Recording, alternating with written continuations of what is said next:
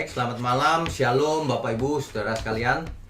Malam ini topiknya sangat menarik, yaitu tentang Kitab Ayub. Kitab Ayub ini ada 40-an pasal, tapi kita akan membahasnya dalam sekali pertemuan, sebab tidak bisa dipisah-pisahkan. Ya, jadi malam ini mungkin agak panjang pembahasannya, tetapi implikasinya sangat luar biasa. Yaitu, kenapa orang baik bisa menderita? Kan seharusnya kalau orang baik nggak menderita gitu, kira-kira begitu dalam kalimat sederhananya. Untuk itu mari kita siapkan seluruh pikiran dan hati kita. Kita berdoa dulu. Mari kita tundukkan kepala. Bapa di surga, malam ini kami mau belajar lagi Tuhan. Kami mau mendengar firman-Mu agar seluruh hidup kami mengerti kehendak Tuhan, sehingga kami bisa membedakan manakah yang kehendak Tuhan, mana yang baik, mana yang berkenan, dan mana yang sempurna. Terima kasih Bapa, berkati mulut hamba-Mu untuk menyampaikan kebenaran ini. Hanya di dalam nama Tuhan Yesus kami berdoa dan mengucap syukur. Amin. Baik, malam ini adalah Kitab Ayub, sekali pertemuan saja. Hal buruk menimpa orang baik, tanda tanya, subtemanya ya. Karena itu adalah inti dari teologi yang diusung oleh Kitab Ayub ini. Seharusnya kalau mestinya orang baik itu nggak bisa menderita, begitu kira-kira ya. Dan sebagian besar jemaat maupun manusia zaman sekarang pikirannya begitu.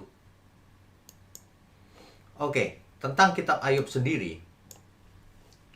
Kitab Ayub ini menegaskan tentang kedaulatan Allah yang mutlak.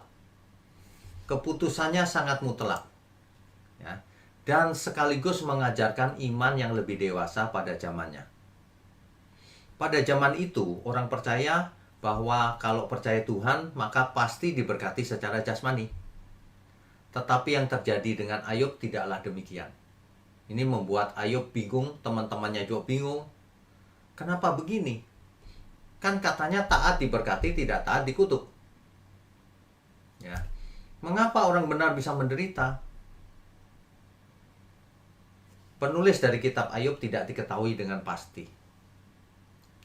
Mungkin Ayub, atau kalau berdasarkan kitab Alkitab Ibrani, itu dipercaya Musa yang menulis. Tapi mungkin juga Salomo atau bahkan mungkin Elihu. Namanya juga kemungkinan bisa saja.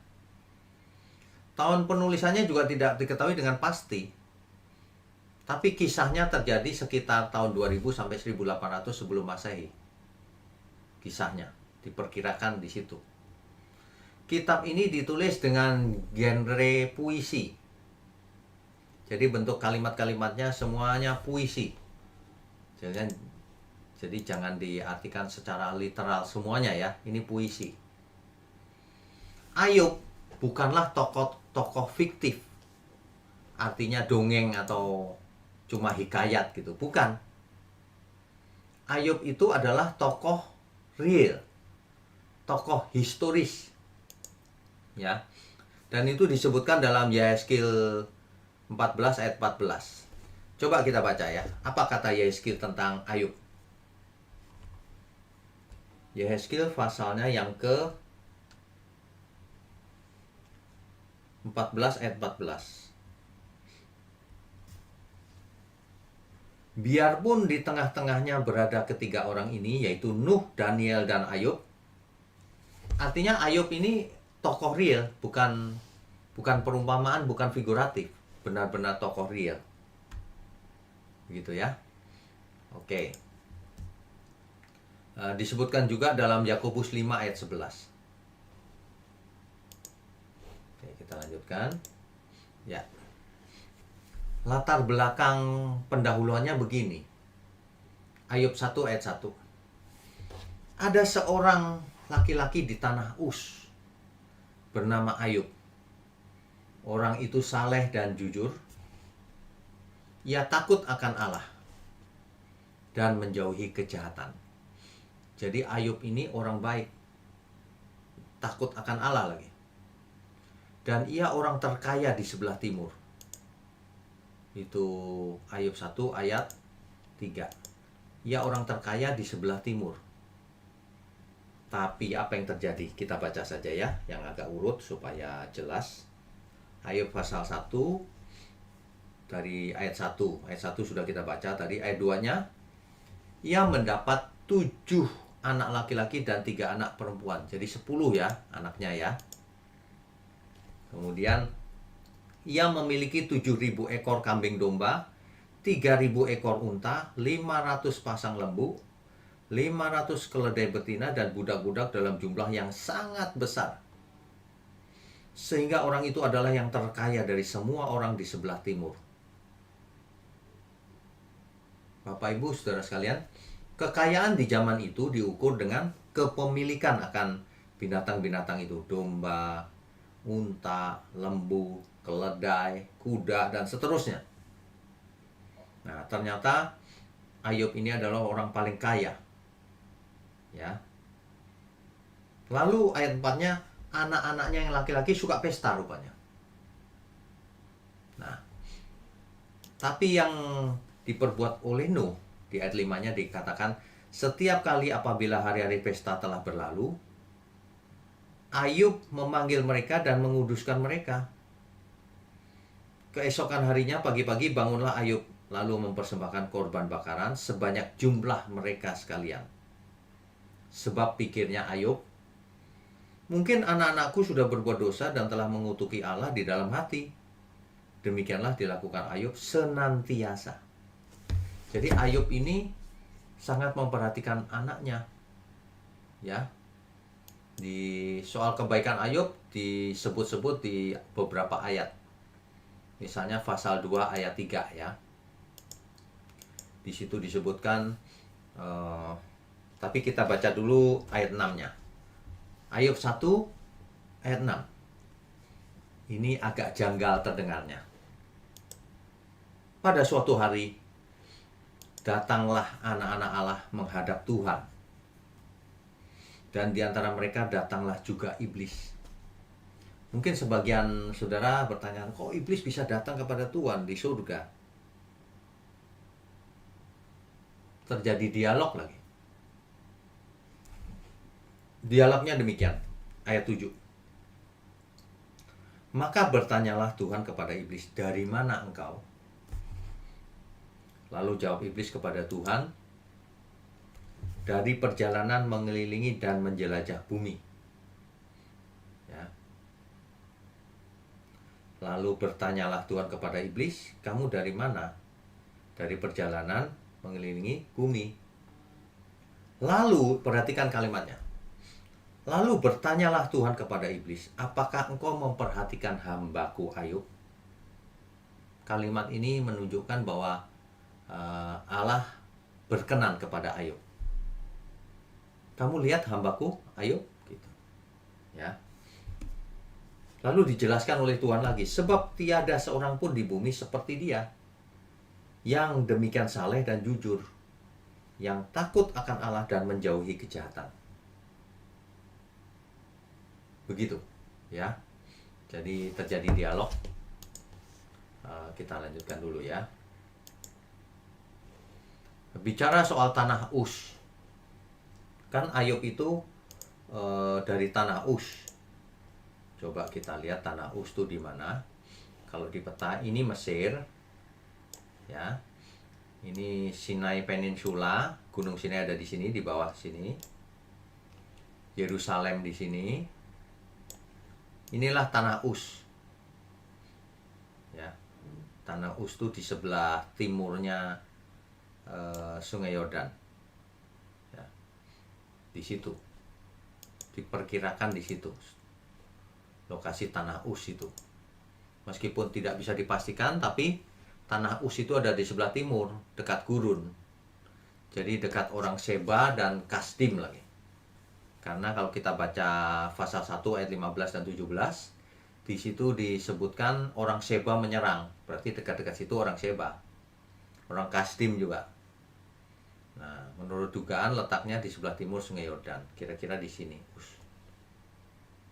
Begitu ya. Oke, kita lanjutkan. Ya. Jadi Ayub ini selalu berdoa untuk anak-anaknya. Siapa tahu anak-anaknya waktu pesta berbuat dosa. Jadi Ayub mau mempersembahkan korban bakaran untuk anak-anaknya.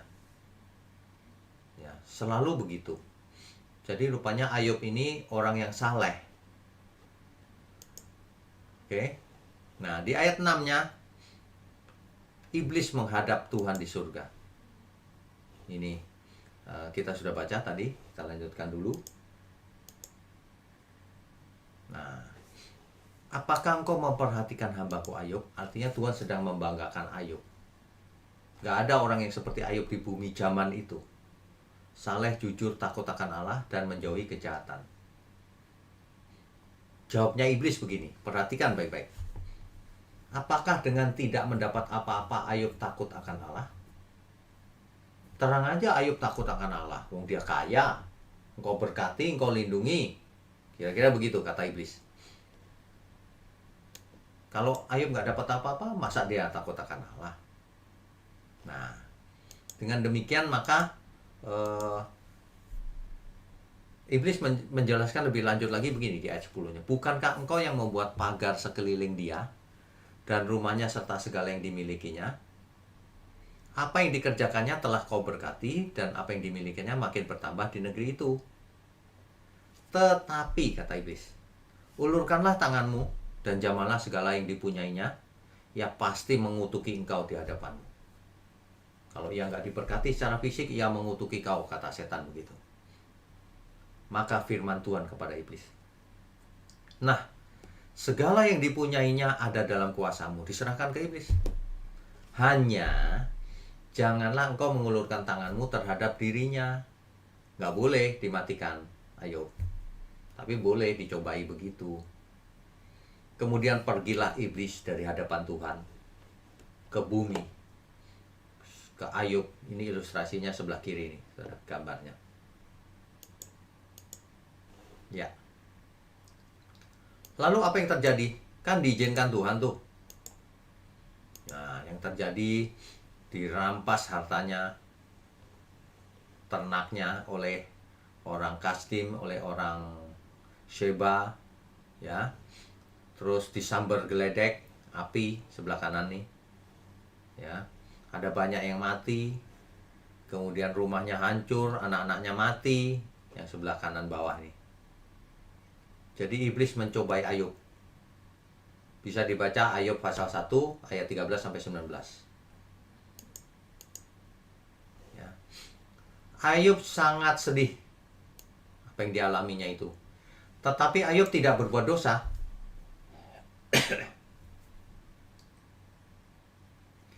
Di ayat 20, maka berdirilah Ayub, lalu mengoyak jubahnya dan mencukur kepalanya, kemudian sujudlah ia dan menyembah, katanya, dengan telanjang aku keluar dari kandungan ibuku, dengan telanjang juga aku akan kembali ke dalamnya.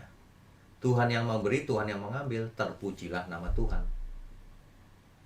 Dalam kesemuanya itu Ayub tidak berbuat dosa dan tidak menuduh Allah berbuat yang kurang patut. Ayub ini orang baik memang, ya. Jadi itu yang terjadi. Nah, berikutnya di pasal 2 seolah-olah itu cerita yang lain. Bapak Ibu perhatikan baik-baik. Di ayat 1 kan dijelaskan tuh, di pasal 2. Pada suatu hari datanglah anak-anak Allah menghadap Tuhan, dan di antara mereka datang juga iblis untuk menghadap Tuhan. Kan di pasal 1 sudah dijelaskan, di pasal 2 ditulis lagi. Itu bukan kejadian yang lain, itu kejadian yang sama. Itu gaya bahasa di Perjanjian Lama begitu. Tetapi yang kedua ini untuk melengkapi yang pertama, diceritakan di situ bahwa iblis juga menimpakan Ayub dengan bara yang busuk di seluruh tubuhnya. Dari telapak kaki sampai kepala Ayub penuh dengan borok. Istrinya pun menyuruh Ayub mengutuki Allah dan mati. Mati saja kau kutuki Allahmu, kenapa kau begitu, gitu kira-kira. Ya. Masih bertekunkah engkau dalam kesalehanmu? Kutukilah Allahmu dan matilah gitu. Tetapi jawab Ayub kepada istrinya itu, engkau berbicara seperti perempuan gila. Apakah kita mau menerima yang baik dari Allah tetapi tidak mau menerima yang buruk? Maunya yang enak-enak saja. Dalam kesemuanya itu Ayub tidak berbuat dosa dengan bibirnya. Ayub nggak buat dosa, ya. Sampai kemudian, nah ini ceritanya, ya. Berikutnya nih. Sampai kemudian 3 sahabat Ayub yang melihat dari jauh, ya, mendengar kabar malapetaka yang menimpa Ayub, maka mereka datang. Namanya Elifas, Bildad, dan Zofar, sahabatnya Ayub ini, ya. Mereka bersepakat untuk mengucapkan bela sungkawa kepada Ayub dan menghibur Ayub. Ketika mereka memandang dari jauh, mereka tidak mengenalnya lagi. Oh, Ayub gak karuan boroknya. Dan itu diduga lepra, saudara. Lepra yang gabungan dengan penyakit yang itu loh, apa namanya, kaki gajah dan sebagainya itu, ya. Lalu menangislah mereka dengan suara nyaring. Mereka mengoyak jubahnya dan menaburkan debu di kepala terhadap langit. Tanda sedih. Lalu mereka duduk bersama-sama bersama-sama Ayub di tanah selama 7 hari 7 malam. Ini sahabat yang baik loh, Bapak Ibu. Seorang pun tidak mengucapkan sepatah kata kepadanya. Jadi diem aja bersedih 7 hari 7 malam. Karena mereka lihat Ayub penderitaannya sangat berat, ya. Sampai di situ masih nggak masalah. Nah, jadi kalau kita lihat 3 sahabat Ayub ini, Elifas itu orang teman, adalah keturunan Esau. Bisa dibaca di Kejadian 36 ayat 11, bahwa teman itu keturunannya Esau. Jadi orang Edom sebenarnya. Sedangkan Bildad orang Suah adalah keturunan Abraham dari Keturah. Kalau kita baca di Kejadian 25 ayat 2, itu ada namanya Suah. Zofar orang Naamah tidak diketahui keturunan siapa itu. Tapi sahabat Ayub ada yang keempat, yaitu namanya Elihu, ya. Elihu ini adalah keturunan Nahor. Kalau Bapak Ibu ikut online Bible Study dari awal, tentu tahu siapa Nahor, saudaranya Abraham, ya. Oke, kita lanjutkan dulu. Nah, jadi teologi yang beredar hari itu adalah kalau taat diberkati. Yang dimaksud dengan berkat itu kaya raya, banyak kambing dombanya, lembunya, kaya raya, tanahnya luas, gitu. Kalau taat diberkati, tidak taat dikutuk. Itu pengertian semua orang hari itu, termasuk Ayub. Makanya Ayub bingung, apa yang terjadi dengan aku ini, kok begini, seperti terkutuk gitu. Jadi mengapa Ayub dicobai sedemikian hebatnya? Tidak adil, gitu. Kelihatannya tidak adil, saudara. Nah, kita lanjutkan dulu ya. Akhirnya Ayub mulai komplain, berkeluh kesah. Mulai pasal 3 itu. Jadi Ayub mulai berkeluh kesah dengan hebatnya. Mungkin dia sangat menderita ya. Bapak Ibu Saudara bisa baca pasal 3 utuhnya, secara utuh. Bahkan Ayub bicara begini, ia berharap tidak pernah dilahirkan dan mati. Di ayat 1, pasal 3 ayat 1. Sesudah itu Ayub membuka mulutnya dan mengutuki hari kelahirannya. Itu panjang lebar tuh, dari ayat 1 sampai 26. Ya, nanti dibaca sendiri. Kemudian lanjutannya, pasal 4 sampai pasal 14. Ayub pasal 4 sampai pasal 14 itu sebenarnya adalah kisah di mana teman-teman atau sahabatnya Ayub ini mulai berdebat dengan Ayub. Pertama sih baik, menangis bersama, diam 7 hari 7 malam, ya. Mereka bersedih. Tapi lama-kelamaan mulai bicara, terjadi debat. Dibagi dalam 3 babak, saudara. Babak pertama, ini debatnya. Pasal 4 sampai 5. Elifas bicara, ia menasihati Ayub agar mencari Allah. Pasal 5 ayat 8. Dan bertobat agar masalahnya selesai. Pasal 5 ayat 17 sampai 27. Tapi Ayub menjawab di pasal 6 sampai 7. Ia kecewa sama teman-temannya ini.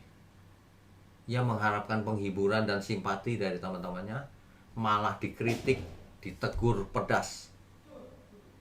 Itu pasal 6 ayat 14 sampai 30. Kalau saudara baca ya, nanti saudara tahu yang dimaksud. Ayub itu malah dikritik habis-habisan. Kamu pasti salah, Ayub. Gitu. Makanya dihukum begini.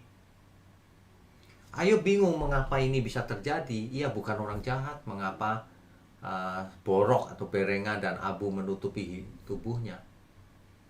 Meskipun ia berdosa, harusnya kan tidak separah ini hukumnya. Ia berdoa agar mati saja. Pasal 6 ayat 9. Nah, di pasal 8, giliran Bildad yang bicara. Ia berkeras bahwa Allah itu pasti adil. Tidak mungkin Allah tidak adil. Dan masalah penderitaan Ayub ini pasti disebabkan kejahatanmu, Ayub. Hanya jika Ayub mau kembali kepada Tuhan, maka segalanya akan sembuh, pulih. Jadi Bildad ini dengan Elifas ini teologinya itu, kalau taat mestinya diberkati, pasti kamu salah, Ayub, gitu. Pasal 9 sampai 10 itu Ayub menjawab lagi. Ayub berkeras, aku tidak bersalah. Pasal 10 ayat 7 tuh. Dan bahwa Allah menghukum orang yang bersalah maupun yang tidak bersalah. Pasal 9 ayat 22. Ayub mengeluh dengan pahitnya dan berharap ia tidak pernah dilahirkan. Pasal 10 ayat 18 sampai 22. Jadi terjadi debat, saudara. Kamu pasti salah, Ayub, kata sahabat-sahabatnya. Ayub ngotot, tidak, aku tidak bersalah. Ya, oke, kita lanjutkan. Nah, pasal 11 giliran Zophar yang bicara. Ia dengan sombong dan keras menekan Ayub bahwa yang ia alami belum seberapa dibanding yang seharusnya Ayub terima. Ini Zophar ini menghakimi Ayub. Bahkan dia dengan kejamnya bicara, yang kamu alami ini, Ayub, belum seberapa, harusnya hukuman terhadap kamu itu lebih berat. Tega sekali Zophar nih. Dan ia menegaskan bahwa jika Ayub bertobat, maka penderitaannya akan berakhir. Kekayaan serta kebahagiaannya akan kembali pulih. Perhatikan ya Bapak Ibu Saudara. Semua orang berpikiran seperti itu, termasuk Ayub zaman itu. Di pasal 12 sampai 14, jawaban Ayub panas hati karena diserang terus. Jadi Ayub panas, bicara kasar Ayub. Kalau bersama kamu hikmat akan mati. Artinya apa? Artinya kamu semua ini tidak berhikmat gitu. Ayub ngamuk. Aku tuh juga ngerti yang kamu pikirkan itu, pengertianmu itu. Aku juga tahu itu, nggak usah diajarin. Tetapi semua pengertian itu tidak cocok dengan apa yang dialami oleh Ayub. Nggak cocok. Ayub berkata ingin bicara dengan yang maha kuasa untuk membela perkaranya dengan Allah. Ayub ingin berperkara dengan Allah yang maha kuasa. Tetapi Ayub ngatain teman-temannya itu, kamu tabib palsu. Pendeknya Ayub ingin mereka diam semuanya. Kamu bicara bukannya menghibur aku, malah menyerang, menyalah-nyalahkan aku, kira-kira gitu. Diam. Ayub minta Allah yang bicara dan memberitahukan apa sih kesalahanku. Itu pasal 13 ayat 20 sampai 23. Ini kita bahas cepat tapi intinya dapat, Saudara. Ya. Nah. Ya. Ini adalah satu kitab yang cukup panjang. Pasal 15, Elifas bicara lagi yang kedua kali. Makin panas debatnya. Perkataan Elifas semakin kasar. Bapak Ibu Saudara bisa baca di pasal 15 ayat 2 sampai 13. Mata Ayub menyala-nyala dicatat. Mungkin marah juga ya Ayub ya. Jadi itu. Nah, Ayub menjawab, waduh ini kata-katanya, kamu penghibur sialan katanya. Jadi teman-temannya tiga ini bukannya menghibur, malah dimaki Ayub, kamu ya gitu. Jika aku jadi kamu, aku akan menghibur dan membuat lega. Mestinya begitu. Ayub putus asa. Pasal 17 ayat 15. Pasal 18, giliran Bildad yang bicara untuk kedua kalinya. Engkau menerkam dirimu sendiri dalam kemarahan. Ini ketiga sahabat Yakub ini sangat Ayub ini sangat percaya bahwa Ayub buat salah. Kamu nyusahin diri sendiri, Ayub. Ia menakut-nakuti Ayub dengan apa yang akan terjadi kalau Ayub tidak bertobat. Gitu. Nah, pasal 19, Ayub menjawab, istriku jijik kepadaku, anak-anakku menghina aku, sahabatku berbalik melawan aku. Tetapi Ayub masih berpikir bahwa tapi penebusku hidup. Ini luar biasa loh Ayub ini. Tetapi penebusku hidup. Pasal 19 ayat 25 sampai 27 itu. Pasal 20-nya Zofar bicara lagi yang kedua kali. Zofar merasa terhina oleh perkataan Ayub tadi. Kamu penghibur sialan dan sebagainya dan sebagainya. Sehingga Zofar marah karena merasa terhina. Dan ia tetap pada pendirinya. Enggak, kamu yang salah Ayub. Kamu gak mau ngaku aja gitu. Pasal 21, Ayub setuju sih bahwa orang jahat akan menderita pada akhirnya. Sementara mereka bisa hidup aman, sehat, sukses. Tapi sepertinya kok tidak ada kaitan antara penderitaan dan kejahatan. Mestinya kalau jahat ya menderita kan gitu harusnya. Tapi ini kok seperti tidak ada hubungan gitu. Tidak ada kaitannya. Ini yang membuat semua orang jadi bingung ini. Ya. Babak ketiga, Elifas bicara lagi. Elifas dengan kejamnya menekan Ayub bahwa kejahatan Ayub itu besar. Padahal mereka nggak tahu loh salahnya apa Ayub. Tapi berani menekan dengan begitu kerasnya. Coba kita baca ya. Ayub 22 ayat 5. Ini Elifas ini. Yang orang Edom tadi. Bicara begini, bukankah kejahatanmu besar dan kesalahanmu tidak berkesudahan? Kejam sekali ini. Menuduh Ayub. Ya. Ayub kembali menjawab tidak. Mungkin Ayub kesal juga kali ya. Berkali-kali disudutkan akhirnya. Tidak pokoknya. Nah. Sedangkan Bildad bicara yang ketiga kalinya sangat pendek dan nggak debat lagi sih. Percuma ngomong sama kamu. Yuk, kira-kira gitu. Tapi Ayub menjawab lagi dengan penegasan sekali lagi bahwa ia tidak bersalah. Pasal 27 ayat 5. Dan bahwa Allah pasti menghukum orang fasik. Nah, bingung. Oke, kita lanjutkan lagi. Ya. Di ayat 28, tiba-tiba kisah Ayub ini seperti berhenti sejenak, istirahat gitu. Soalnya bicara soal hikmat. Hikmat Ayub 28 ayat 28 itu kesimpulannya. Tetapi kepada manusia ia berfirman, sesungguhnya takut akan Tuhan. Itulah hikmat.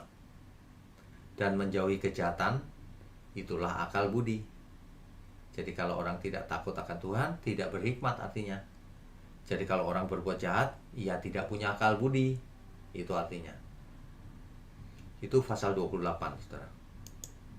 Ya, oke, kita teruskan dulu. Pasal 29 sampai pasal 31, Ayub membela diri. Ayub bersedih meskipun ia tetap membela dirinya bahwa ia tidak bersalah. Ayub membandingkan ketika ia masih kaya dan sukses sehat di pasal 29 dengan ketika penderitaan ini menimpanya, pasal 30 itu. Dan Ayub berharap yang Maha Kuasa menjawabnya. Pasal 31 ayat 35. Tolonglah jawab ya Tuhan gitu. Apa sih ini sebabnya gitu. Nah, tapi akhirnya Ayub diam, nggak banyak omong lagi. Saat itulah Ayub mulai bisa mendengar suara Tuhan harusnya.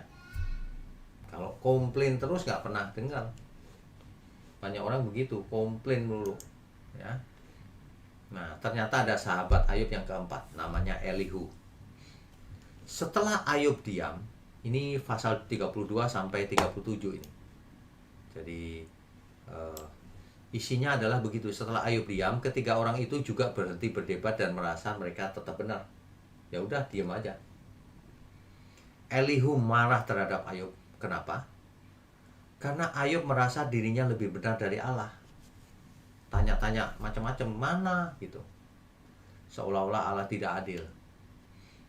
Dan marah kepada ketiga sahabat Ayub itu karena mereka mempersalahkan Ayub.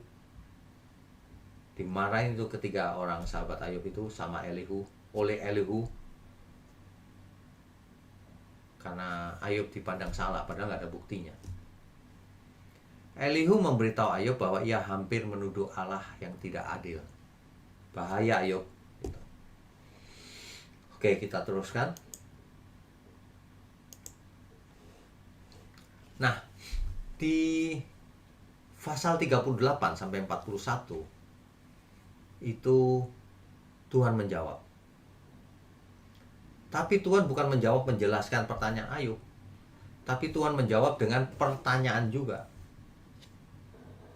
Pasal 38 ayat 4 dikatakan begini, di manakah engkau Ayub ketika aku meletakkan dasar bumi? Ceritakanlah kalau engkau mempunyai pengertian. Itu bagus kalau dibaca Bapak Ibu, urut seluruh perikop ya. 38 ayat 31.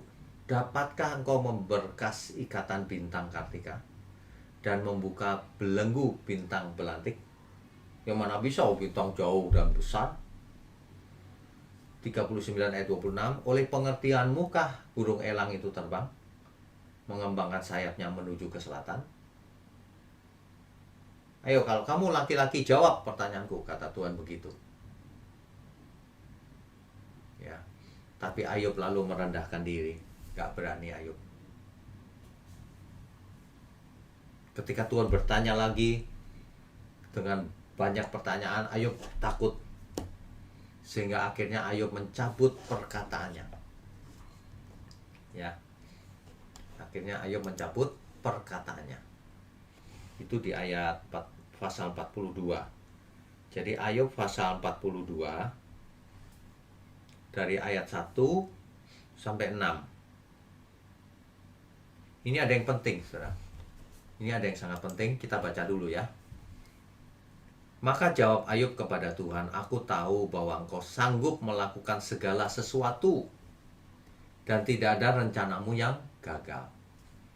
Firman-Mu, siapakah dia yang menyelubungi keputusan tanpa pengetahuan?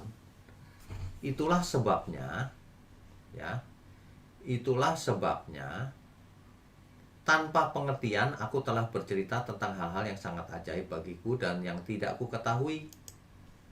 Nah, firman-Mu, dengarlah maka akulah yang akan berfirman, aku akan menanyai engkau supaya engkau memberitahu aku.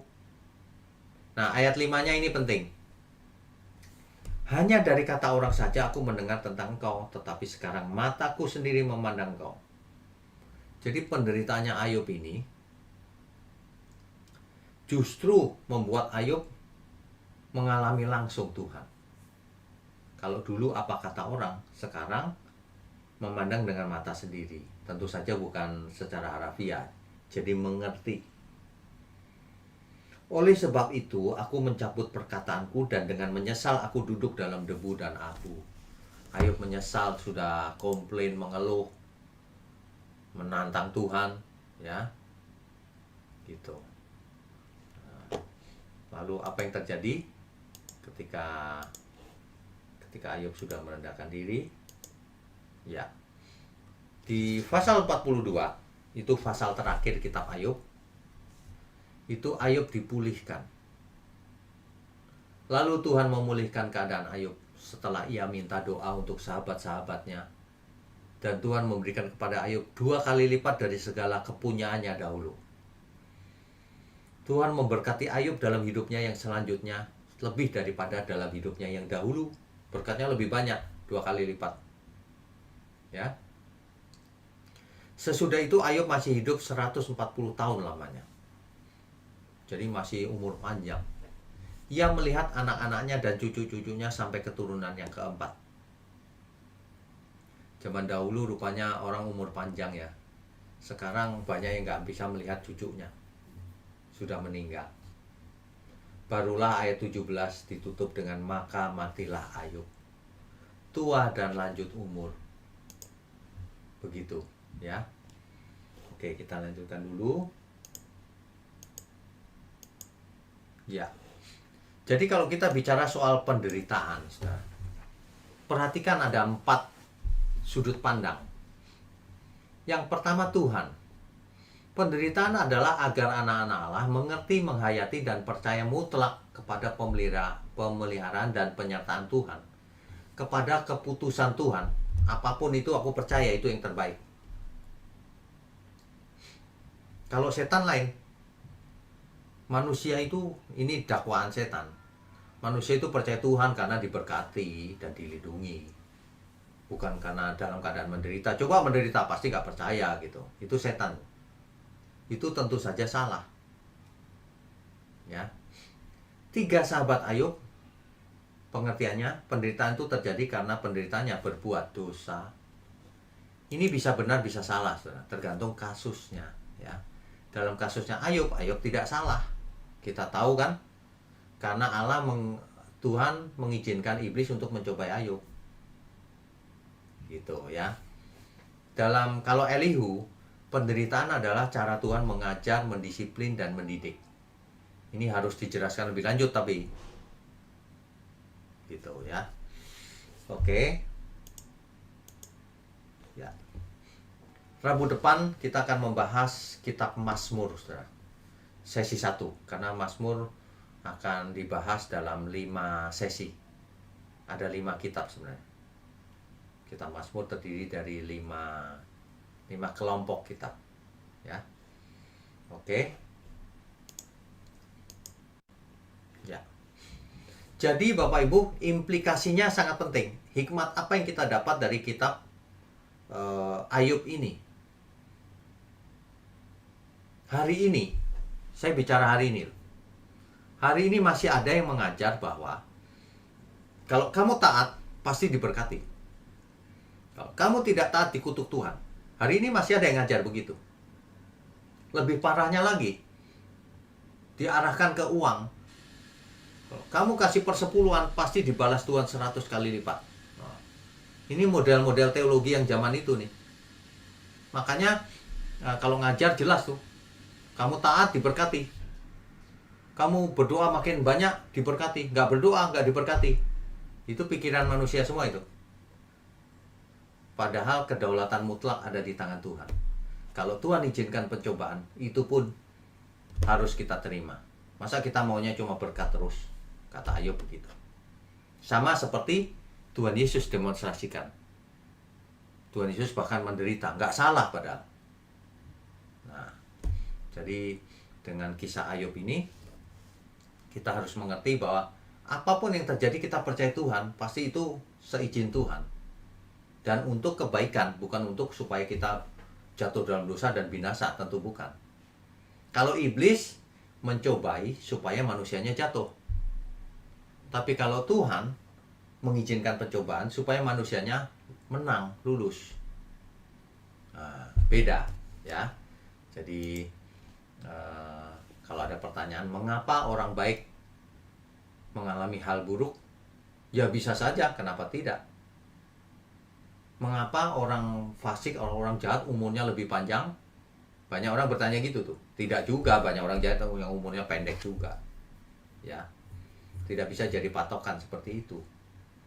Yang penting adalah hikmat tertinggi. Apa itu? Takut akan Allah.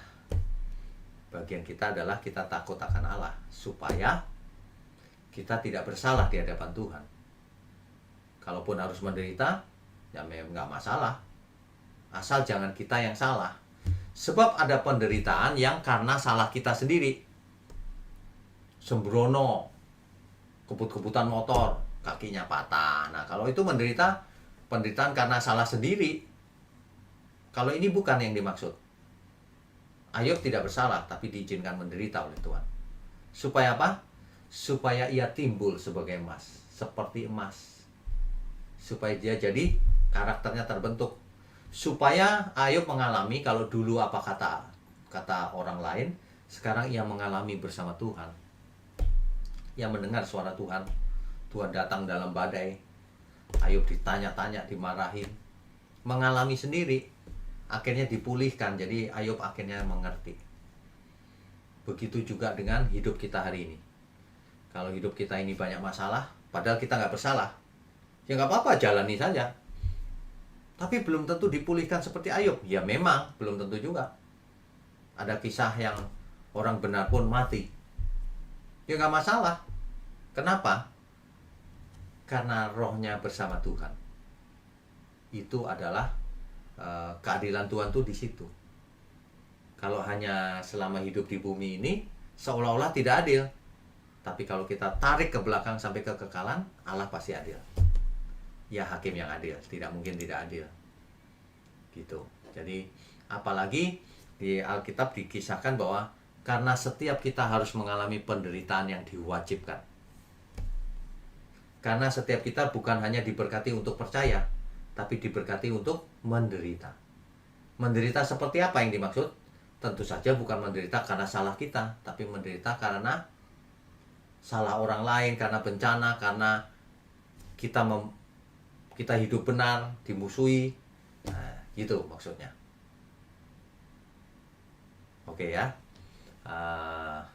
Baik, kita lanjutkan dengan diskusi dan tanya jawab. Oke, sebentar saya buka dulu. Ya. Oke, yang pertama Pak Rudi, silakan.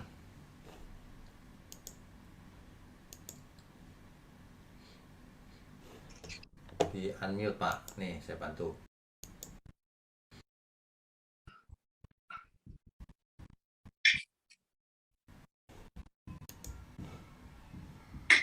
Bisa Pak? Ya, silakan. Malam Pak Bagio. Selamat malam.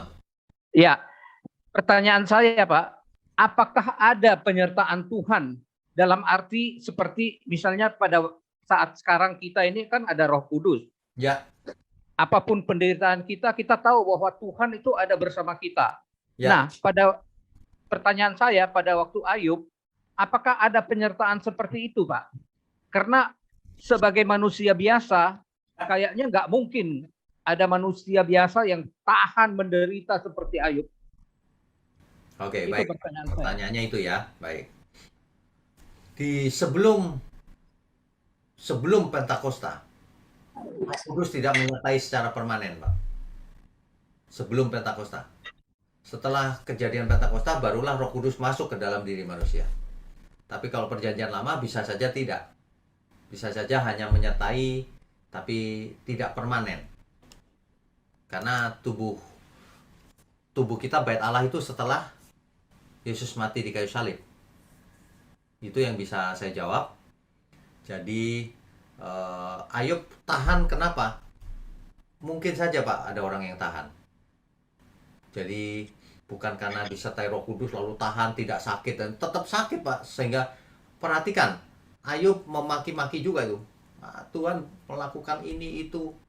Tuhan membinasakan orang baik maupun orang fasik gitu. Itu kan ngomel-ngomel sebenarnya Pak. Jadi Ayub bukannya tahan banget ya, enggak, ngomel-ngomel juga. Cuma enggak sampai kebablasan, hampir saja ia menyalahkan Tuhan gitu, kata Elihu. Gitu Pak. Oke Pak, makasih. Oke. Terima kasih Pak ya. Oke, thank you Pak. Berikutnya Ibu Kristina, silakan. Ya, shalom Pak. Shalom. Ya, saya sangat terberkati sekali malam hari ini karena saya merasa dengan adanya saya mengikuti Bible Study ini betul-betul luar biasa karena saya sendiri merasa selama ini saya kurang layak gitu Pak. Karena satu kan saya dalam tanda kutip bercerai gitu kan Pak ya, karena mantan memang sudah menikah lagi dengan berbagai alasan. Kadang-kadang kan nih si Ayub luar biasa gitu. Nah, tapi kadang-kadang di gereja tertentu kan Pak, dia katakan, oh kamu nggak layak pelayanan, nggak layak ini karena kamu seperti ini, bercerai itu nggak layak untuk pelayanan gitu. Pertanyaan saya, kira-kira kenapa ya Pak begitu gampangnya para pemimpin ini untuk menghakimi begitu? Terutama kan harusnya kan dia bertanya nih, kenapa masalahmu kok kamu sampai seperti ini? Saya pernah tanya 7 pendeta karena kasus saya katakan, boleh nggak saya bercerai? Rata-rata mereka katakan tidak boleh. Sementara saya sudah kejepit gitu Pak di antara mungkin kalau saya nggak mau buka di sini gitu Pak ya, tapi intinya kenapa begitu gampangnya organisasi tertentu dia katakan layak dan tidak layak. Kalau kita tadi melihat kisah Ayub ini kan teman-temannya pun sama ya Pak. Apakah masih memang pengetahuan sebagian hamba Tuhan itu sebatas hanya segitu gitu Pak, ya materi gitu, enggak disangkut pautkan dengan apa sih harusnya kehendak Tuhan dalam hidupmu, kamu seperti ini harusnya kan diarahkan begitu maksud saya Pak. Kira-kira kenapa ya hamba-hamba Tuhan ini terlalu berpikiran sempit? Terima kasih Pak. Tuhan berkati. Karena mereka tidak mengerti Alkitab. Mereka hanya pakai ayat-ayat tertentu, comot-comot saja. Misalnya, tidak boleh bercerai, ada satu ayat itu. Mereka tidak pandang seluruh Alkitab. Kalau kita pandang seluruh Alkitab, cerai itu adalah opsi terakhir. Ada satu kondisi tertentu yang terpaksa harus cerai. Karena contoh ya, ini contoh. Ada seorang suami yang nusuk ibunya, istrinya koma masuk rumah sakit. Nanti sembuh, ditusuk lagi. Pokoknya sudah tidak bisa jadi suami karena jadi udah agak gangguan kejiwaan. Apakah nggak harus dipisahkan? Nah, kenapa? Karena istri ini bukan milik suaminya, istri ini milik Tuhan. Kalau seorang suami tidak bisa berfungsi sebagai suami yang baik, sebagai imam yang baik, maka ia strukturnya rusak. Kan mestinya Tuhan, suami laki-laki baru istri, kan gitu. Tapi kalau suaminya tidak berfungsi, maka struktur ini jadi rusak. Nah, ada kondisi tertentu yang harus dipisahkan. Oh, tapi nggak boleh cerai pakai surat. Tuhan itu nggak peduli surat. Tuhan itu peduli kalau orang pisah ranjang aja itu sudah menceraikan istrinya. Yang penting itu perbuatannya. Kalau cuma surat kan, aku nggak cerai kok. Iya nggak cerai, tapi kau kawin lagi sono sini, kau telantarkan istrimu, itu kau ceraikan nantinya. Di hadapan Tuhan itu yang penting bukti. Nah, banyak orang suka menghakimi gitu, Bu. Saya mau tanya nih, lebih parah lagi kasusnya. Kalau ada seorang pelacur bertobat, boleh nggak? Ya boleh. Orang bertobat kok nggak boleh? Tuhan Yesus berkata begini bahkan, pelacur ini mendahului kamu masuk kerajaan surga. Kamunya itu siapa? Orang Farisi, ahli Taurat, para kiai Yahudi. Orang itu nggak boleh menghakimi. Apapun kejadiannya harus dikasih kesempatan setiap orang, gitu loh. Tentu saja kasusnya beda-beda. Itu Bu. Ya, terima kasih Pak. Tuhan berkati. Tuhan berkati. Baik, berikutnya Bu Mariana. Makasih Pak. Pak maaf ya kalau agak gelap soalnya saya tidak di ruangan biasa. Gak apa-apa. Pak saya mau ada 2 pertanyaan ya Pak. Ya. Yang pertama itu kan diceritakan dari awal itu Ayub setiap malam membakar kurban gitu untuk anak-anaknya. Ya. In case ya seolah-olah Ya. supaya nanti sepertinya nanti dosanya diampuni. Betul. Bukankah itu jadi sepertinya kayak dia yang kayak memaksakan diri, atau bukankah dulu itu imam kita bawa korban itu bawa ke imam yang bakar buat menghapus dosa itu Pak? Itu pertanyaan pertama. Oke, saya jawab dulu sebelum. Oh ya Pak, ya Pak.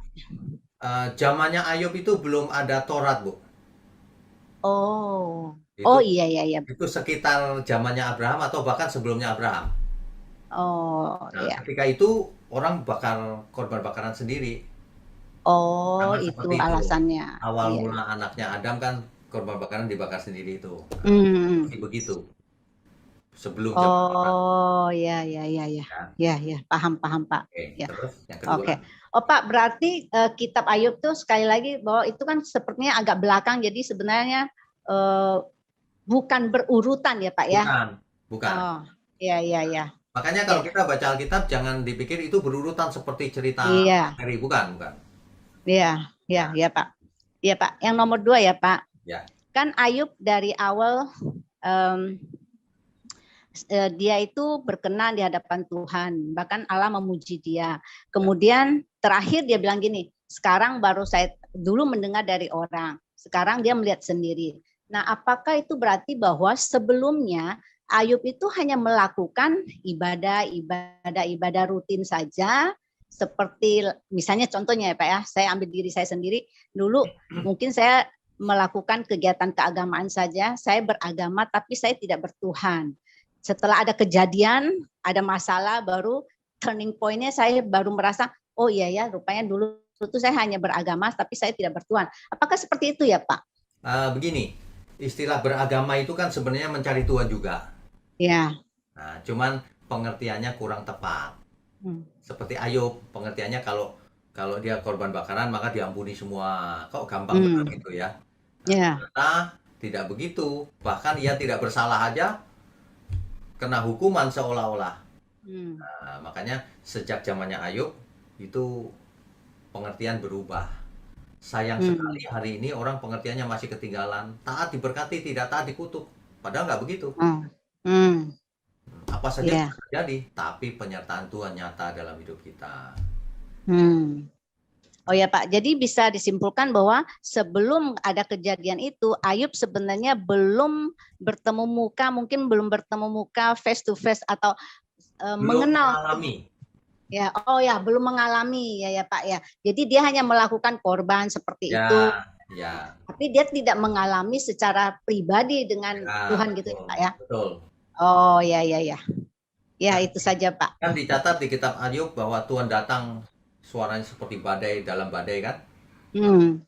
Bicara sama Ayub langsung itu pasti. Iya. Gitu. Iya. Baik Pak. Oke. Terima kasih Pak Wik. Terima kasih Bu Mariana. Terima kasih. Oke, berikutnya Pak Yunus ya. Yunus Muda Sitompul, silakan. Ya Pak, terima kasih Pak. Ya. Yang pertama Pak. Suaranya kecil. Suara saya Pak, kalau sekarang. Nah, mendingan ya. Oke. Oh iya. Silakan. Perihal identitas Ayub Pak. Ayub ini kan jauh sebelum Abraham. Ya. Ya, sedangkan kita tahu Abraham itu adalah bapak orang percaya seperti itu. Nah, iman kepada siapakah? Kita percaya kalau Ayub ini beriman kepada Allah kita juga gitu Pak. Ya. Cuma seperti iman yang seperti apa ketika memang Abraham juga belum ada seperti itu. Lalu entah agama atau ajaran apa yang dia ikuti. Itu yang pertama Pak. Oke. Lalu yang dijawab dulu yang pertama, nanti saya lupa. Ya. Sebelum zaman Abraham, perlu diingat keturunan Adam kan turun-temurun. Cerita itu pasti dilanjutkan dari mulut ke mulut, oral, tradisi oral, sehingga sampai juga ke Ayub. Pasti. Buktinya apa? Ayub pun mempersembahkan korban bakaran. Seperti anak Adam mula-mula kan? Kain dan Habel. Nah itu tradisi itu terus berlangsung. Pasti begitu. Nah, makanya ada yang berpendapat kitab Taurat itu kumpulan dari kisah-kisah sebelumnya. Karena turun-temurun terus secara oral, baru ditulis gitu. Gitu. Lalu pertanyaan yang kedua Pak. Perihal kebiasaan Ayub yang bisa kita katakan pampers anaknya ya, seperti itu. Dia mempersembahkan korban kepada Tuhan untuk anak-anaknya. Nah, pertanyaannya adalah apakah tindakan Ayub seperti itu benar sebagai orang tua ya? Itu dan juga seberapa signifikansinya Pak? Maksudnya kita bersyafaat bagi orang lain perihal perbuatan dosanya seperti itu Pak. Baik. Kita kalau ditarik zaman sekarang, kita berdoa untuk anak kita. Tetapi keputusan terakhir tetap anak kita yang merespon. Kita berdoa minta tolong Tuhan, Tuhan tolong. Tapi akhirnya apakah bertobat atau tidak ya yang kita doakan dia, bukan tiba-tiba kalau kita doakan dia berubah tanpa setahu dia, ya nggak gitu. Kalau kita doakan itu Tuhan kirim berbagai sarana, cara, dan sebagainya untuk menolong. Tapi kalau soal keselamatan, masing-masing bertanggung jawab kepada Tuhan selama hidupnya. Gitu. Berarti tetap ini ya Pak, maksudnya tetap berguna juga kita bersyafaat. Oh iya dong, itu memang kita harus mendoakan, saling mendoakan kata Alkitab. Ya pasti berguna.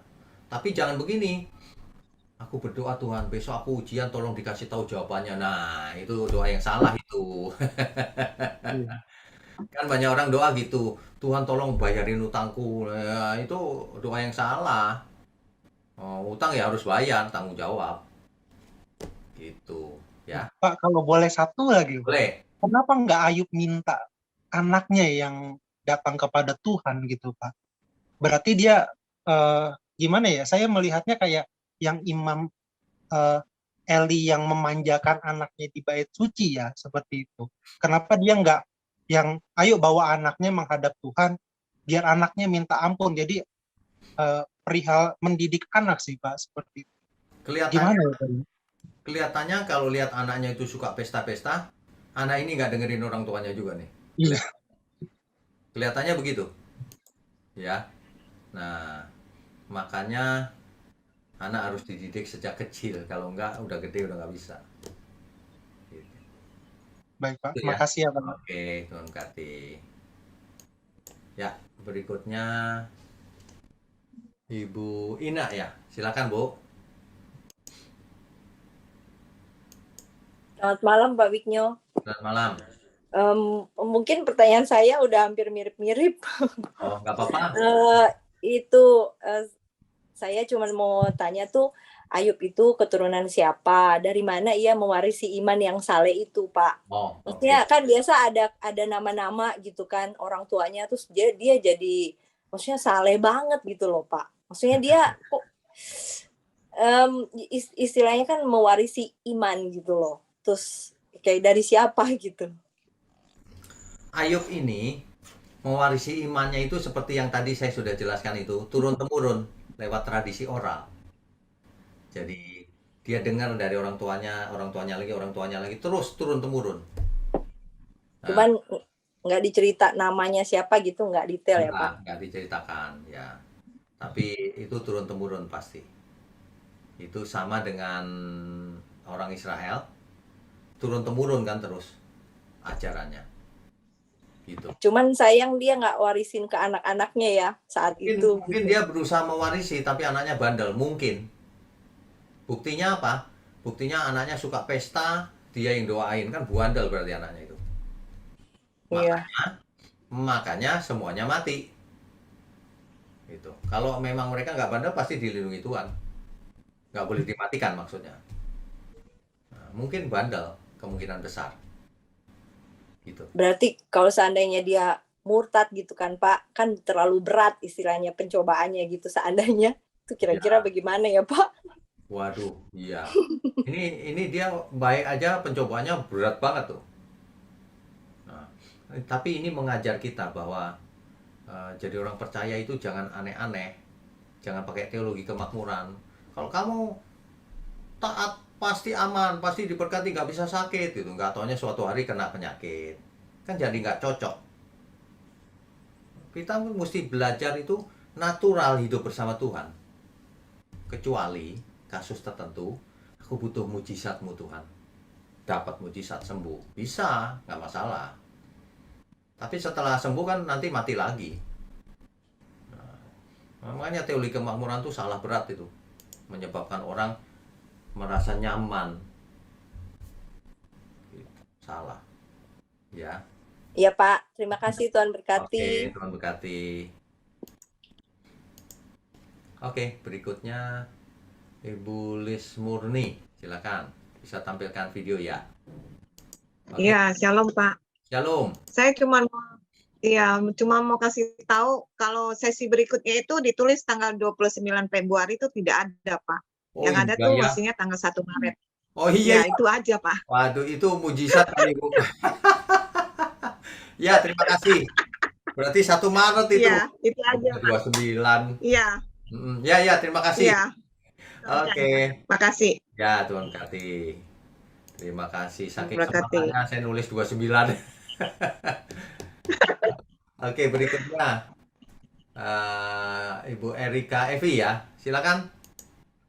Bisa tampilkan video. Shalom, selamat malam Pak Tanto. Malam. Ini yang lagi menarik. Saya lagi meneliti pelayanan di rutan, ya di penjara. Ya. Itu 98% anak muda pria yang berada di rumah tahanan itu adalah kasus broken home, lebih dipersempit fatherless. Ya. Dan ternyata keberadaan mereka memang tidak jauh dari ayahnya, sehingga mereka menjadi ayah juga nggak bisa. Nah, berkaitan dengan banyaknya kasus perceraian yang terjadi pada pria, ya, yang terakhir adalah dari rekan sendiri, rekan kerja saya, bahkan dia guru agama begitu, dia melakukan rencana pembunuhan terhadap istrinya seperti sinetron. Nah, kemudian si istri itu, teman saya itu cerita, ternyata ibunya juga begitu. Kemudian saudaranya pada begitu. Nah, artinya tidak jauh-jauh dari hubungan saudara. Nah, dari kasus ini memang menjatuhkan vonis untuk cerai lebih mudah. Dan memang teman saya sejak lama sudah menginginkan perceraian. Kemudian saya tanyain begini, dia mengatakan itu sudah selingkuh lama dan banyak selingkuhannya. Terus saya cuma nanya, ketika pertama kali melihat selingkuh begitu, ya. Saya tanyakan pada istrinya, apa yang kamu lakukan? Adakah tindakanmu untuk menyelesaikan atau mengatasi selingkuh itu? Dan teman saya nggak menjawab. Jadi artinya ada juga peran istri yang membuat suami dadi gitu bahasa Jawa, selingkuhnya semakin berulang. Nah ini adakah dari pemikiran saya, maksud saya dari ini tadi Pak Tanto kan juga mengatakan nanti pada akhirnya ada keputusan cerai, ya. Memang di Alkitab disebutkan tidak boleh cerai, tapi pada akhirnya ada keputusan cerai. Terus kemudian dikaitkan dengan katakan tidak diketahui ayahnya, tetapi jelas itu punya keturunan yang baik sehingga Ayub bisa seperti itu. Nah, yang saya tanyakan berarti kan anak-anak fatherless itu diturunkan dari ayah yang fatherless. Ya. Nah, ini adakah dari kasus Ayub ini diposisikan, maksud saya kayak forum pemulihan kayak semacam pria sejati, pemulihan fatherless yang kehilangan ayah itu apa istilahnya? Jadi ketika terjadi KDRT begitu tidak langsung cerai tapi langsung dipisahkan dan ada penggembalaan khusus untuk pria. Karena ini kasusnya semakin banyak dan saya ngeri melihatnya. Saya mencoba menerobos melalui pendidikan di sekolah karena paling efektif itu di sekolah, anak bisa dijangkau. Sementara di gereja anak bisa lari. Nah, dari peristiwa ini kalau boleh saya usul, ya seperti pribadi Ayubnya yang belum saya temukan. Kalau kasus Samuel Moment sudah ada, jadi mulai anak-anak sudah dipanggil mengikut Tuhan. Tapi yang kasus fatherless, karena saya lihat Pak Tanto kuat imannya, ya Alkitabnya juga kuat. Bagaimana dari Pak Tanto sendiri membentuk istilahnya apa ya, kemah Ayub begitu atau apa, untuk membentuk para pria yang sudah KDRT, itu dikelompokkan kayak ada semacam pengembalaan khusus sehingga nanti ayah-ayah ini tidak mengalami cerai karena cerai juga tidak menyelesaikan, nanti dia mau kawin lagi pasti kan, pria kecenderungannya tidak bisa single. Saya melihat aja teman-teman yang katakan orang Kristen tuh sudah menikah masih suka selingkuh, bahkan nanti kalau nggak selingkuh dipersulit di dalam pekerjaan dan sebagainya. Ini suatu kasus yang saya pikir bukan perceraian, tetapi bagaimana pria-pria ini kalau Pak Tanto sudah melihat bahwa seperti Ayub ini punya keturunan. Nah, bagaimana supaya nanti para ayah berikutnya, karena imam keluarga, bukan cerai. Karena dia cerai nanti akan menghasilkan juga seperti itu, nikah lagi. Pasti dia kepingin nikah lagi. Kalau nggak bisa nikah, ya terjadi free sex, free love, di mana sekarang tempatnya banyak.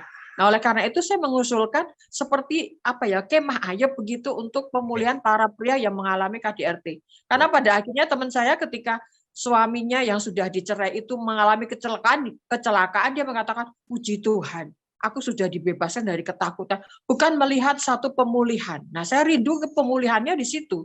Itulah fungsi Alkitab di dalam pribadi Roh Kudus untuk memulihkan itu di situ. Itu aja Pak Tanto. Terima kasih. Baik, terima kasih. Ini suatu usul yang luar biasa sebenarnya, ya. Cuman seringkali kasusnya itu kompleks. Maksudnya kompleks itu begini. Kalau pemulihan itu sangat mungkin terjadi asal kedua belah pihak setuju mau pulih. Yang sulit adalah salah satu nggak mau ketemu, nggak bisa konseling, apalagi dikumpulkan. Pasti tidak mau yang model begitu. Kalau yang dua-duanya aku salah, dua-duanya aku mau. Nah, kalau itu lebih mudah.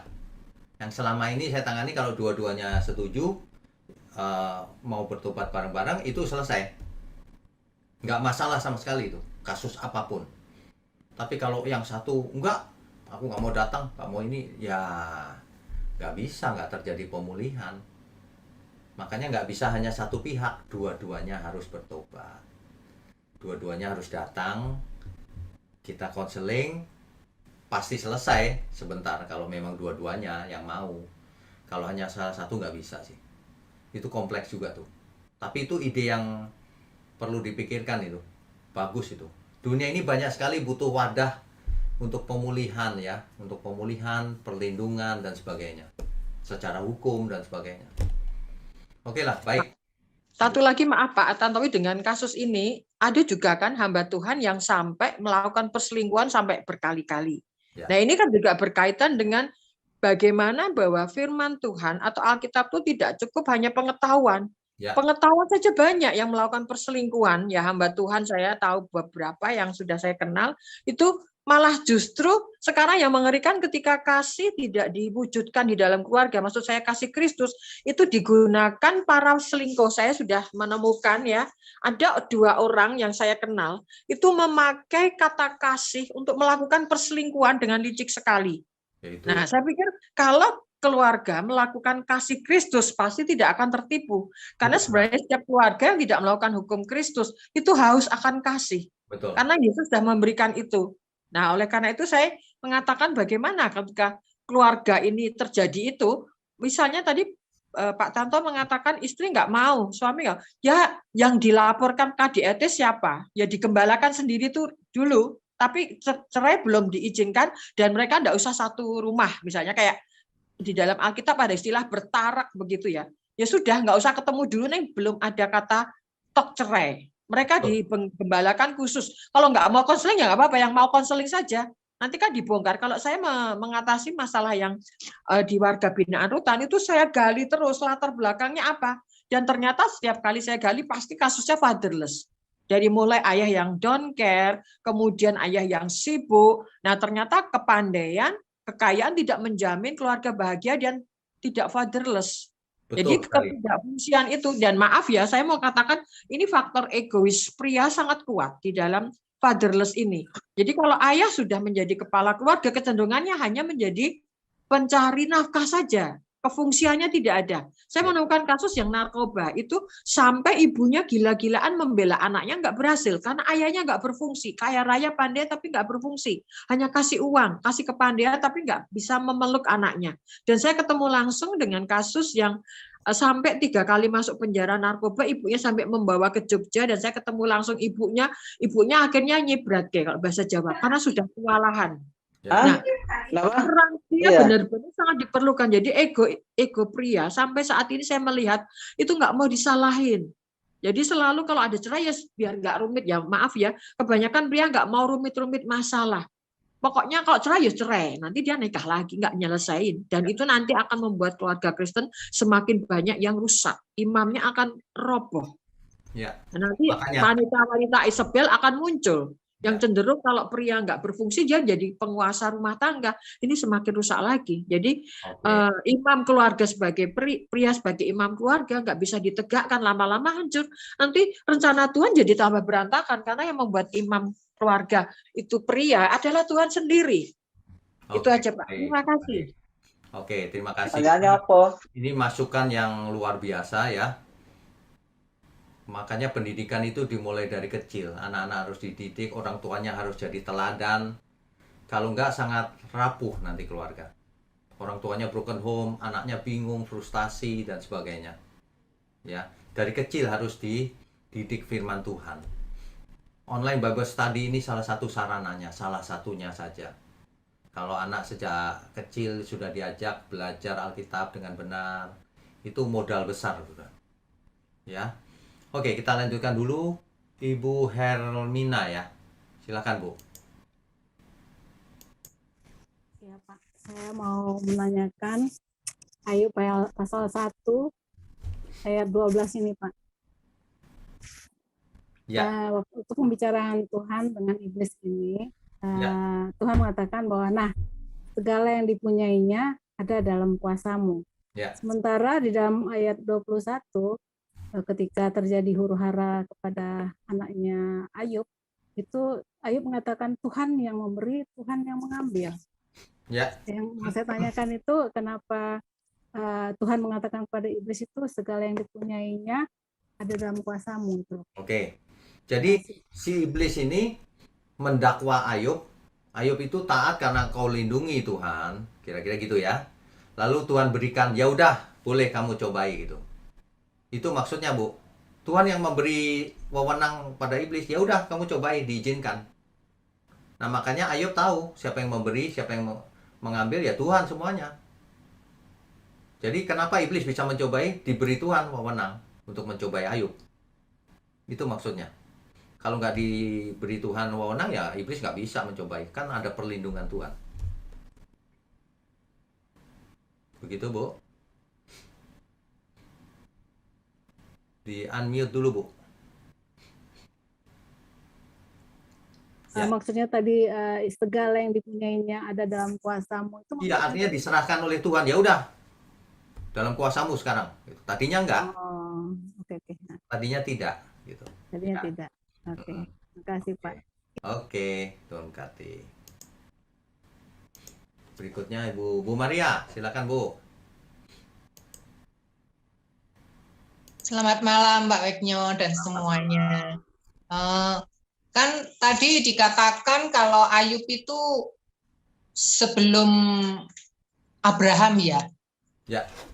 Tapi yang berbicara dengan Ayub itu tadi katanya keturunan dari Edom. Edom kan Esau. Esau kan anaknya Iska ya. Ya. Oh, oke. Berarti Ibu sangat teliti ini. Itu tadi tahunnya kan saya sudah tulis tuh, tahunnya Ayub sekitar 2000 sampai berapa tuh tadi. Nah, mungkin pas setelah Abraham atau sebelum tuh ya. Mesti dilihat tahunnya tuh, Bu. Ya. Jadi kalau lihat itu Edom berarti setelahnya. Setelahnya tapi dekat Ya. Abraham. Oh iya. Ya nggak mungkin dong sebelum Abraham tapi ada Edom. Ada Edom. Ya benar. Ibu sangat teliti berarti. Benar. Terus saya ini kan yang ini saya mau bersaksi begini. Setelah saya mengenal Tuhan ya, maksudnya saya mengenal Tuhan dengan benar itu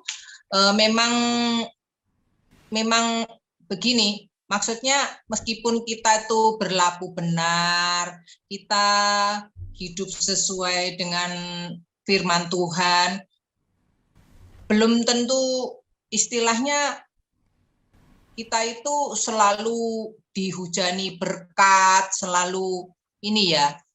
Jadi kita kayaknya mengalami pencobaan dulu ya. Cuman Tuhan pasti mencukupkan semua kebutuhan kita, tetapi tidak ini. Maksudnya Tuhan itu masih ingin tahu seperti apa kita itu pertobatannya. Oke, mengerti. Iya. Maksudnya, ya. Jadi sebenarnya Tuhan itu selalu mencobai manusia, selalu. Nah, tetapi selama ini banyak kesalahan pengertian. Tuhan tidak mencobai gitu. Salah, Tuhan mencobai. Tapi tujuannya supaya manusia lulus. Iya. Kalau setan mencobai supaya jatuh. Nah, iya. Teks Alkitab bicara soal itu. Jadi misalnya Kejadian 22 ayat 1, Allah mencobai Abraham. Misalnya di ayat lain lagi, Allah mencobai bangsa Israel. Semua, Yesus misalnya. Allah mengizinkan Yesus dicobai oleh iblis. Ayub. Banyak kasusnya, termasuk kita hidup. kita diberi penderitaan, diberi beban, itu ujian sebenarnya. Makanya ditulis bahwa kita itu ikut perlombaan yang diwajibkan bagi kita. Itu maksudnya. Jadi bukan Tuhan tidak mencobai, Tuhan mencobai. Ada ayat yang bilang Tuhan tidak mencobai, itu maksudnya adalah Tuhan tidak mencobai seperti yang jahat itu, tidak. Tapi Tuhan mencobai dalam rangka menguji. Itu aja, Bu. Ya, menguji, dan selanjutnya kalau Tuhan berkenan, Tuhan mulai membuka jalan-jalan berkat. Ya. Seperti itu begitu. Ya. Ya. Ya. Ya udah itu aja. Oke. Makasih. Terima kasih. Ya. Oke, berikutnya Pak Kris ya. Pak Kris? Betul nggak itu Pak Kris? Iya. Ya, oke. Malam Pak, Shalom. Shalom. Saya itu agak lemot karena faktor usia, terus mungkin juga karena yang lain-lain. Sebetulnya sampai dengan kitab Ayub, kalau OBS dari awal ini, bagi kita-kita yang ikut itu kan, di luar sana seringkali ada pertanyaan, ini saya minta tanggapannya Ya. Pak Wignyo. Ya. Di luar sana kan banyak tanggapan, pendapat dari orang-orang yang terutama tidak percaya ke Tuhan ya, Ya. maksudnya ke Tuhan Yesus. Lah itu nyatanya Allah yang disembah merintahkan bangsa A dibasmi oleh Israel, bangsa B dihancurkan, orang-orang Kanaan dibunuh semua gitu. Padahal sampai dengan OBS hari ini kalau kita lihat kan Melkisedek itu kan Raja Salem, Pak, Raja Salem. Raja Damai. Sekarang akhirnya kan kita kenal Yerusalem tempat itu.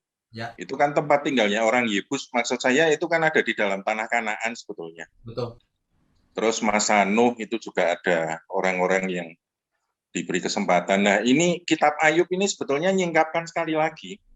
Itu kan Ayub ini kan orang Us itu kan keturunan Aram sebetulnya kalau dari garis keturunannya. Orang Aram, terus teman-temannya itu kan orang-orang yang Edom dan lain-lain, itu kan termasuk yang kalau di istilah bangsa Israel itu dalam tanda kutip musuh itu, Pak. Ya. Kadang-kadang ada perintah untuk basmi atau apa. Ya. Tapi sebetulnya kalau kita lihat kan, nah ini nyatanya ada Ayub dan ada teman-temannya yang mengenal Tuhan juga. Jadi sebetulnya kita narik dari eranya Melkisedek aja yang mungkin lebih tua dari Abraham usianya.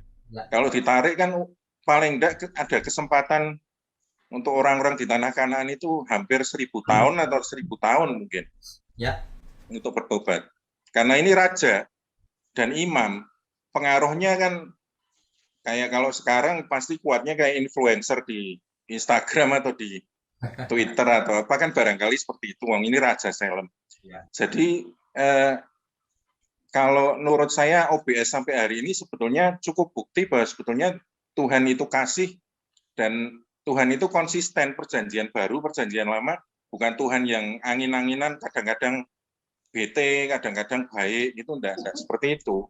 Betul. Cuma kan kebetulan yang kena highlight di Alkitab ini kan jalurnya keturunan bangsa Israel, tapi ke bangsa-bangsa lain pun sebetulnya sudah diberi kesempatan yang sama kalau Betul. Menurut saya begitu. Menurut Pak Wignyo gimana, Pak? Ini yang pertama. Oke, itu benar sekali.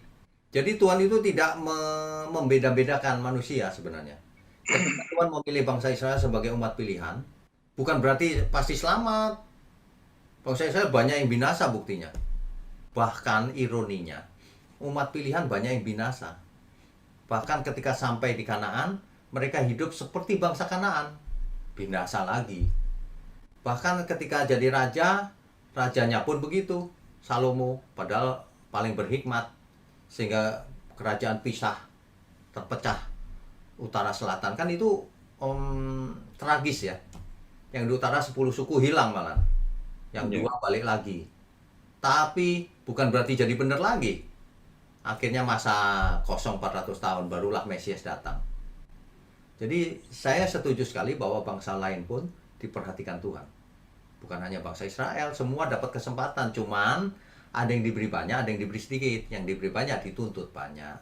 Itu aja. Ya, Sebab betul. catatan kitab Roma jelas, Pak. Apabila bangsa-bangsa lain yang tidak memiliki Taurat tetapi melakukan apa yang dituntut oleh hukum Taurat, maka ia dibenarkan. Ya. Terus yang kedua, sebetulnya tadi yang menarik itu waktu Pak Wignyo, ini ada semacam jeda ini di Ayub 28, membicarakan mengenai hikmat. Ya. Nah, menariknya ini kan kitab Ayub kalau ya ini saya mungkin baru dapat pencerahan ini setelah lebih dari 10 kali baca kitab Ayub.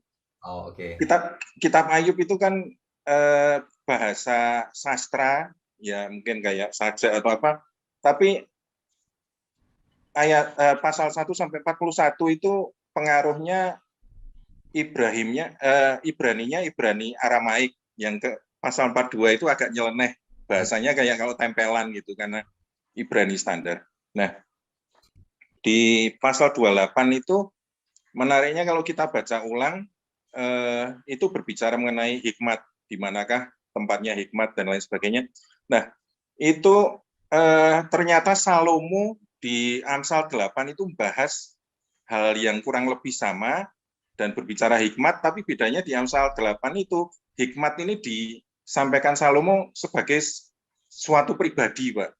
Jadi ini kayak kalau foto itu resolusinya mulai dari blur itu makin lama makin tinggi, tajam sampai ke perjanjian baru lah. Ini di Amsal ini dipertajam oleh Salomo bahwa hikmat itu ada waktu dasar bumi diletakkan dan lain sebagainya. Nah, luar biasanya lagi di 1 Korintus 1 kalau tidak salah Paulus berkata, bagi kita yang dipanggil, Kristus itu adalah kekuatan Allah dan hikmat Allah. Ya. Jadi Paulus itu nyimpulkan akhirnya, ngasih kita kesimpulan dari Ayub yang masih berbicara hikmat secara umum, di manakah ini, Amsal menjawab yang dikatakan Ayub itu, nanti sampai akhirnya Paulus itu ngasih resolusinya yang betul-betul ya, puncaknya. High definition itu, Pak. Ya. Iya, jadi menurut saya ini Ayub ini karena memang kalau dilihat umur kitabnya kan mestinya era sebelum Yosua, karena di Betul. Ayub 19 itu ada tertulis buatlah catatan, meskipun di terjemahan Alkitab bahasa Indonesia itu ditulis kitab, bahasa Inggris itu ditulis scroll, tapi sebetulnya basever itu kan catatan sebetulnya. Ya. Buatlah catatan dengan tatah di atas batu atau di lembaran timah. Ya. Nah, itu kan eranya berarti kan era semi purbakala sebetulnya. Ya. Kalau jadi saya jadi masuk akal tadi yang disampaikan Pak Wignyo, kalau itu dari era itu, menurut saya kitab Ayub ini jadi salah satu bahan perenungan Raja Daud dan Raja Salomo, makanya tadi ada itu. Menurut Pak Wignyo gimana tanggapannya? Itu saja dari saya. Sebenarnya kitab Ayub ini yang dikatakan tahun sekian itu kan prediksi juga, Pak, analisis. Jadi bisa saja itu memang sudah tua sekali, bisa juga memang. Jadi dan beberapa itu nggak bisa dipastikan, itu hanya prediksi. Tapi yang utama adalah bentuknya puisi, tapi historis tokohnya. Nah, sehingga hikmat yang luar biasa bisa kita dapat. Ini jarang di kitab lain. Kalau kitab lain kan taat diberkati, tidak taat dikutuk kan gitu. Kalau kitab Ayub ini enggak, ternyata taat pun bisa mengalami penderitaan seperti Ayub. Ini hikmat paling tinggi justru. Ketika kita mengalami penderitaan, justru kita mendekat sama Tuhan. Makanya tadi di buku saya yang saya tulis, saya kirim ke Pak Wignyo, itu ada korelasinya dengan itu Pak, Gunung Ebal dan Gunung Gerizim. Oh, oke. Sebetulnya kan melesetnya di situ. Dan salah satu yang ditemukan di Gunung Ebal itu di Mesbah yang Musa perintahkan untuk Yosua buat, itu ada amulet, ada lempengan timbal yang diukir kata-kata kutuk itu, Pak. Jadi eranya pasti era minimal sama dengan eranya Musa atau sebelum itu berarti, karena ternyata memang dipraktekkan itu. Ya. Itu. Nah, ini luar biasa ini. Oke, terima kasih. Terima kasih, Pak. Infonya ya. Ini sangat luar biasa ini. Berikutnya Ibu Anis Retno ya. Ya, Pak. Ya, silakan, Bu.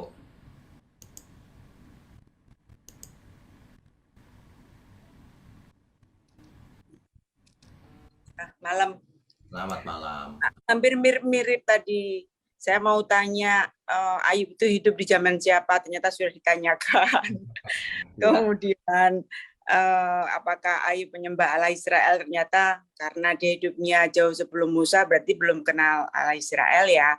Nah, yang agak saya namanya Allah Abraham, Bu. Allah Abraham ya. Nah, sarannya itu begini, Pak.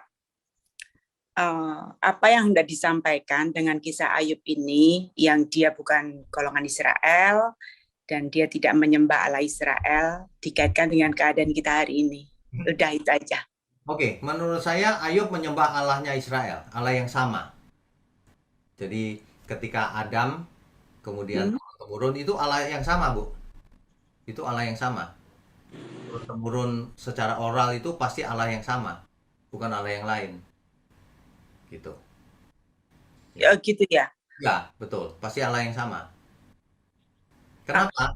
Karena Allah datang dengan dalam badai bicarakan siapa yang menciptakan langit. Kamu tahu ukurannya dan kan Allah yang sama pasti. Bukan dewa-dewa, bukan.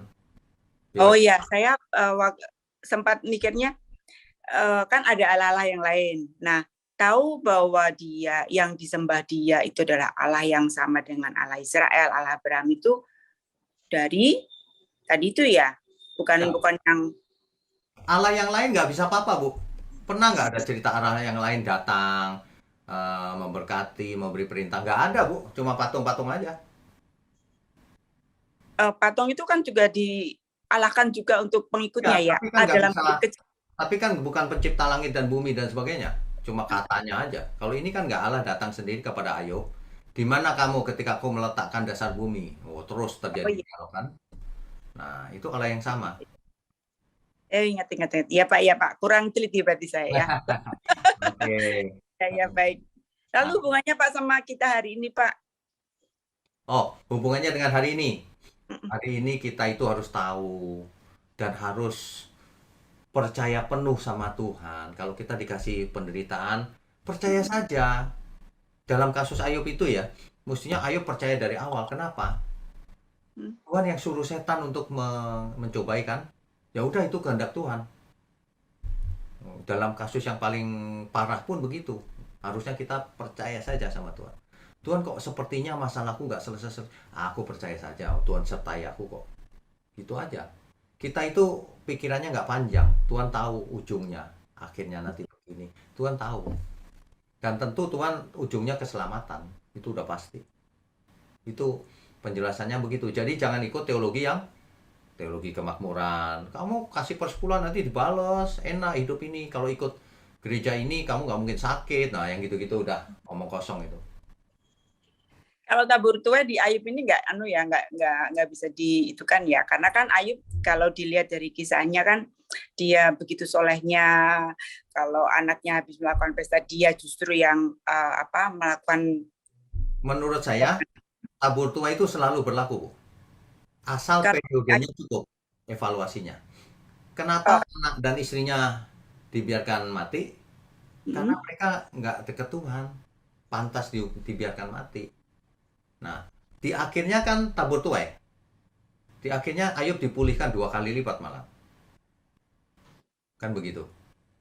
Bukannya di awal tuh dia sudah melakukan perbuatan baik, Pak. Saya melihatnya Sudah. Di awal sudah baik dia. Ya.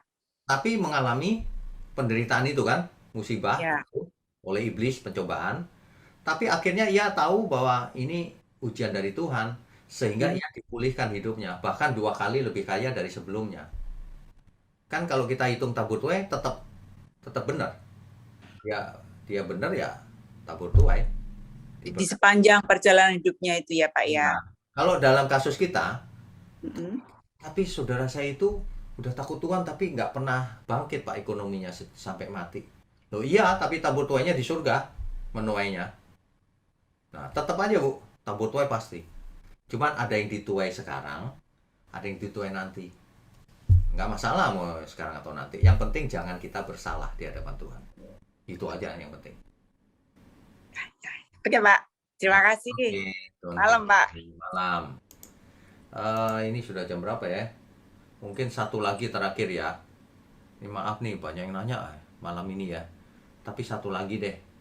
Siapa ya? Ini Ibu Eni ya? MMT Eni Jakarta nih. Ya, selamat malam Pak. Selamat malam. Silakan. Sorry, saya nggak nyalain video karena lagi di Nggak luar. apa-apa. Pak. Nggak apa-apa. Nggak apa-apa ya.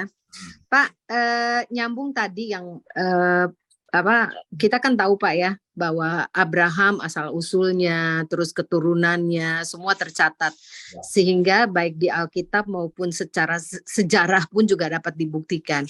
Untuk kitab Ayub ini Pak, ini yang nulis kitab ini siapa ya Pak ya? Terus keturunan kelanjutan dari Ayub juga kelihatannya nggak ada ya Pak? Ibu Eni terlambat pasti joinnya. Oh iya benar telat. Di awal-awal ada. Oh sorry kalau gitu. Oke. Penulisnya, Ada ya? Ya, penulisnya tidak diketahui dengan pasti, Bu. Tapi ada kemungkinan yang menulis Ayub sendiri, atau kalau dalam tradisi Yahudi itu yang nulis Musa. Nah, atau juga Salomo, atau juga Elihu. Kita nggak tahu, nggak ada yang nulis, siapa yang nulis. Tapi itu hanya dugaan. Tapi kalau tradisi Yahudi, itu Musa yang nulis. Oh, tapi secara sejarah dapat dibuktikan ya Pak ya. Maksudnya apakah cerita Ayub ini maksudnya apa ini dongeng atau emang real benar-benar ada gitu Pak? Oke. Tercatat di Kitab Perjanjian Baru dan di Yehezkiel bahwa itu disamakan dengan tokoh real. Daniel itu real kan? Iya. Daniel real betul. Berarti Ayub juga real. Karena di Kitab Yakobus disebutkan Daniel, kemudian Ayub, kemudian ini kan sama. Artinya itu. Tapi keturunannya nggak ada ya Pak ya, nggak ada dibahas sama sekali ya setelah Kitab Ayub ini. Itu nggak.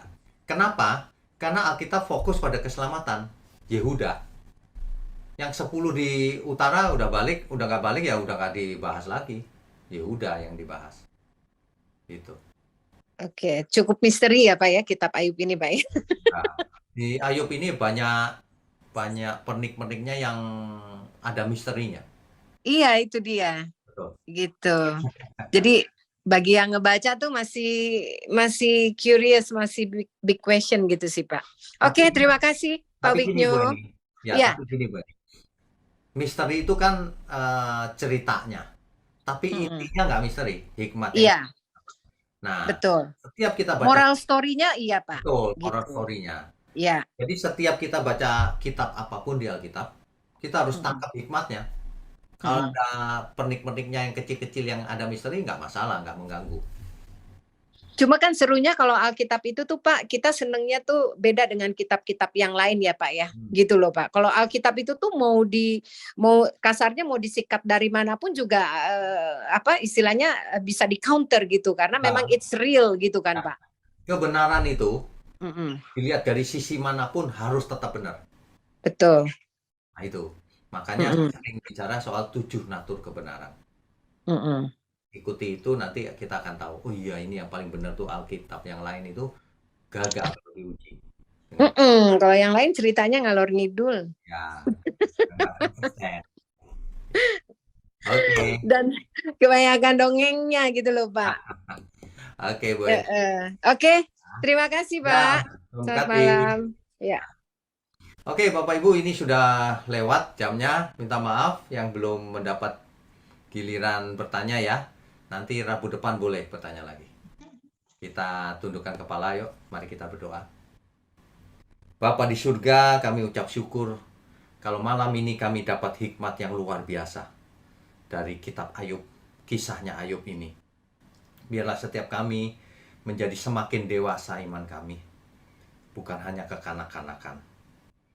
Berkati program online Bible Study ini agar menjadi alat di tangan Tuhan untuk menjangkau banyak jiwa, bahkan sampai ke ujung bumi. Berkati juga semua yang hadir, yang mendengar, maupun yang nanti akan mendengar lewat YouTube. Juga mohon berkat untuk tangan-tangan yang mendukung pekerjaanmu, agar mereka diberkati, baik secara jasmani maupun rohani, untuk menjadi berkat bagi banyak orang juga. Terima kasih Bapa, kami sambut segala berkat untuk kami semua, sehat, umur panjang, hikmat marifat. Di dalam nama Tuhan Yesus Kristus. Haleluya. Amin. Saudara sekalian, bicara soal kebenaran, setiap orang merasa benar.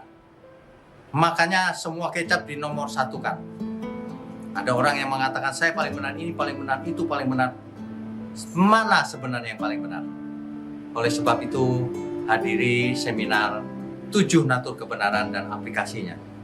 Seminar ini wajib dihadiri oleh para teolog, apologet, pengkhotbah, bahkan oleh para jemaat sendiri, agar kita bisa membedakan manakah yang benar, manakah yang salah. Inilah alat uji kebenaran yang sangat objektif dan alkitabiah. Pastikan saudara ikut dan ajak seluruh saudara dan sahabat-sahabat. Bapak-bapak dan ibu-ibu yang terkasih dimanapun berada, yuk kita belajar pelajaran Alkitab bersama secara online setiap hari Rabu jam 7 malam bersama Pendeta Bapak Wignio Tanto secara online, bisa melalui Zoom. Tetapi kita harus mendaftarkan dulu ke nomor berikut ini. Selamat bergabung dan Tuhan Yesus memberkati.